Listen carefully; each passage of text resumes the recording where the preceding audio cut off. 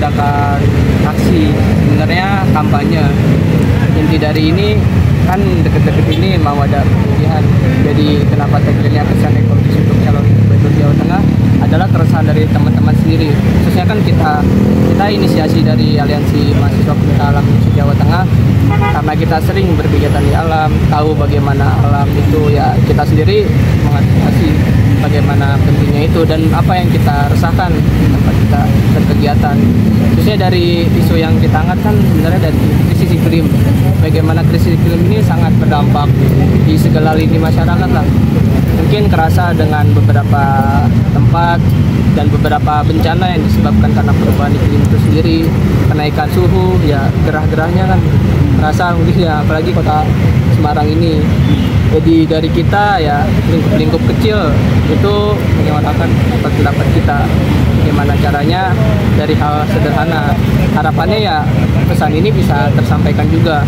Barangkali kalau misalkan nggak sampai kepada calon-calon itu ya kepada siapapun masyarakat yang melintas di sini gitu. Untuk Hari Lingkungan Hidup, kita menyoroti bahwasanya di Jawa Tengah, khususnya Kota Semarang, krisis sosial ekologis semakin masif ya. Dengan ditimbulkannya bencana ekologis di tahun 2004 ya, di awal tahun kemarin, terus Jawa Tengah ada 7 daerah yang terkena banjir ya, terkena banjir. Sebenarnya kalau kita baca secara paradigma ekologi politik, banjir ini kan nggak datang secara tiba-tiba tuh ya. Tapi adalah bagaimana mendengarkan, tidak mendengarkan saja, tapi menjalankan gitu ya, menjalankan konstitusinya sebagai pemimpin, yaitu sesuai dengan kembali lagi gitu lah, ke undang-undang negara kita, bahwasanya kan sumber daya alam kita ini kan dikelola oleh pemerintah, tapi kepentingannya adalah untuk kesejahteraan masyarakat seperti air, kemudian tanah itu.